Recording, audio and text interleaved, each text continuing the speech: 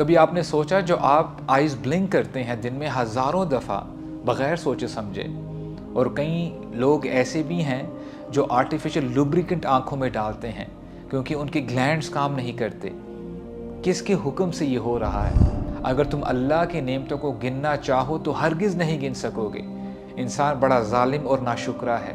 اِنَّا هَدَيْنَاهُ السَّبِيلَ إِمَّا شَاكِرًا وَإِمَّا كَفُورًا، ہم نے انسان کو راستہ دکھا دیا ہے، اب چاہے وہ شکر گزار بنے یا ناشکرا۔ جو اس کی نافرمانیاں کرتے ہیں تو سمجھ جاؤ یہ اللہ کی طرف سے مہلت ہے، اور ایسے بندوں کی پکڑ بہت سخت ہوتی ہے۔ ایسے شخص کی زندگی میں بیماریاں، مصیبتیں، گھر میں لڑائیاں اور بے سکونی ہوتی ہے۔ جس بندے کے پاس سکون نہیں تو وہ بندہ خوش نہیں رہ سکتا۔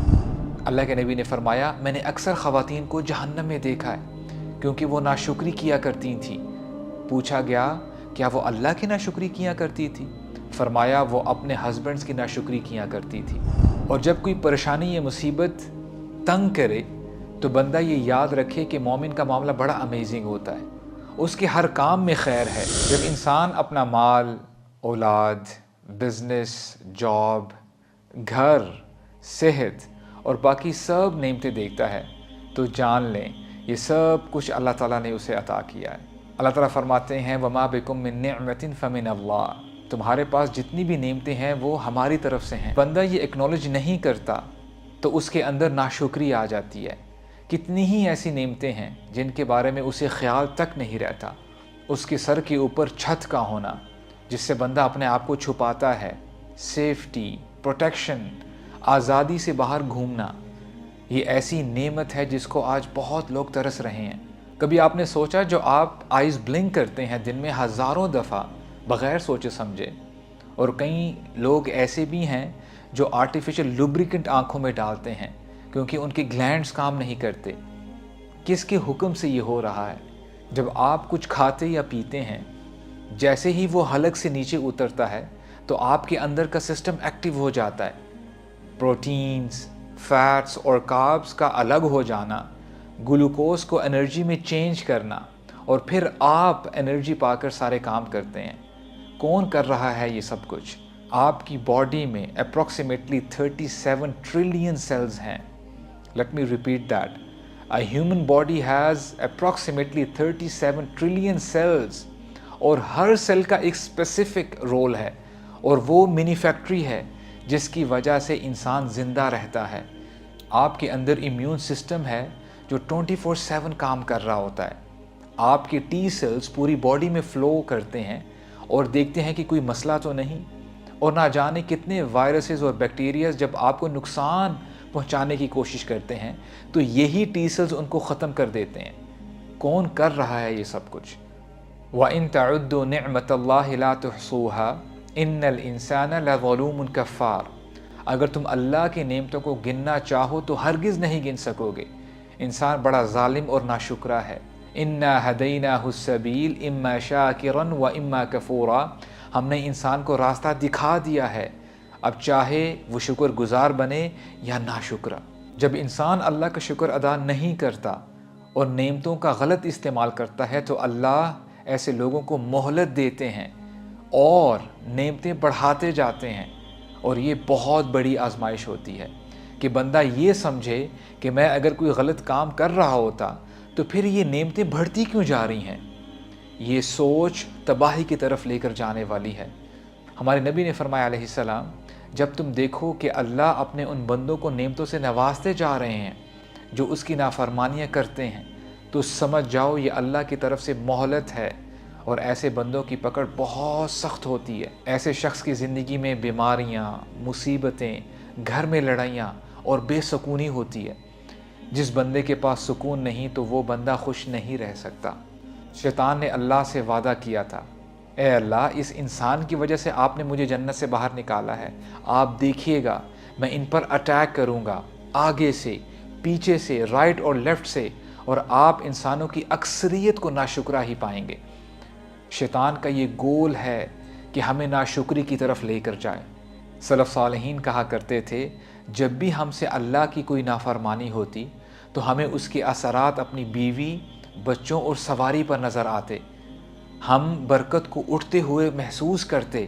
اگر کوئی شخص آپ کے ساتھ احسان کرے تو اس کا بھی شکر ادا کریں، اپنے پیرنٹس، اسپاؤزز کو اپریشیٹ کریں، ان کو دعائیں دیں، کیونکہ نبی نے فرمایا علیہ السلام من لا یشکر الناس لا یشکر اللہ، جو لوگوں کا شکر ادا نہیں کرتا وہ اللہ کا بھی شکر ادا نہیں کرتا۔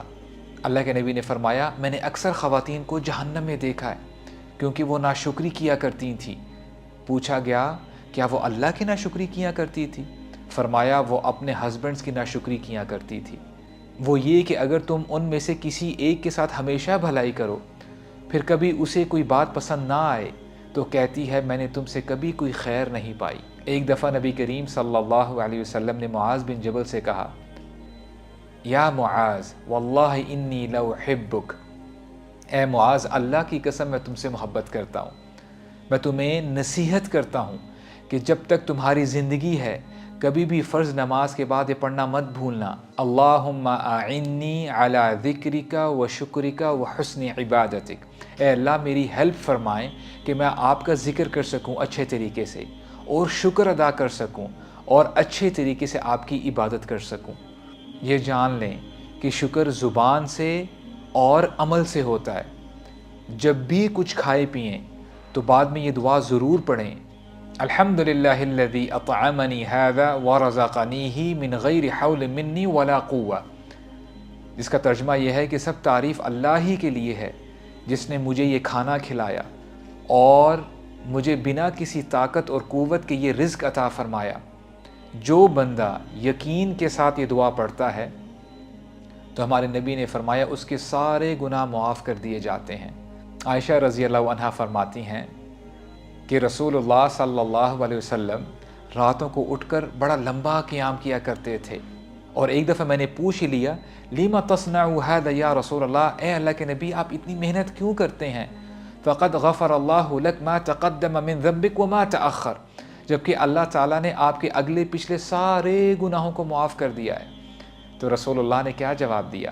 اے عائشہ افلا احب ان اکون عبدا شکورا، کیا میں یہ پسند نہ کروں کہ میں اللہ کا شکر گزار بندہ بنوں؟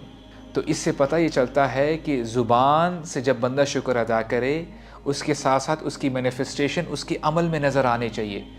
بندہ اللہ کے سامنے جھک جائے، اللہ کا شکر ادا کرے۔ ہمارے نبی نے بہترین ٹپ دی کہ ہمارے اندر شکر گزاری کیسے آ سکتی ہے، کیسے ہم اللہ تعالیٰ کا شکر ادا کر سکتے ہیں۔ فرمایا انظروا الی من هو اسفل منکم ولا تنظروا الی من هو فوقکم، ان لوگوں کی طرف دیکھو جن کے پاس تم سے کم نعمتیں ہیں، ان کی طرف نہ دیکھنا جن کے پاس تم سے زیادہ نعمتیں ہیں۔ ایسا کرنے سے تم اللہ کی نعمتوں کو حقیر اور چھوٹا نہیں سمجھو گے۔ بندے کو یہ چاہیے کہ کبھی کبھار ہاسپٹلز کا چکر لگا لے، اور فرصت ملے تو آرفنیج ہاؤس بھی چلا جائے یا مینٹل ہاسپٹل جائے، یا ان لوگوں کی طرف دیکھے جو کسی ٹرمینل النس میں ہیں، اور کبھی کبھار قبرستان بھی چلا جائے تاکہ اسے اپنی زندگی کا احساس ہو کہ اللہ نے اسے زندہ رکھ کے مہلت دی ہوئی ہے کہ وہ شکر گزاری اختیار کر لے، اللہ تعالیٰ کا شکر ادا کرے، اپنا عمل بہتر بنا لے۔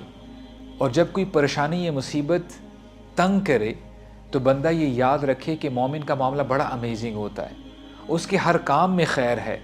جب کوئی خوشی پہنچتی ہے تو وہ شکر ادا کرتا ہے، اور ایسا کرنے سے اس کے لیے اجر لکھ دیا جاتا ہے، اس کو اس کا اجر ملتا ہے۔ اور اگر کوئی مصیبت آتی ہے تو اس پر وہ بندہ صبر کرتا ہے، اور ایسا کرنے سے اس کا اجر لکھ دیا جاتا ہے، اس کے اعمالوں کو بڑھا دیا جاتا ہے۔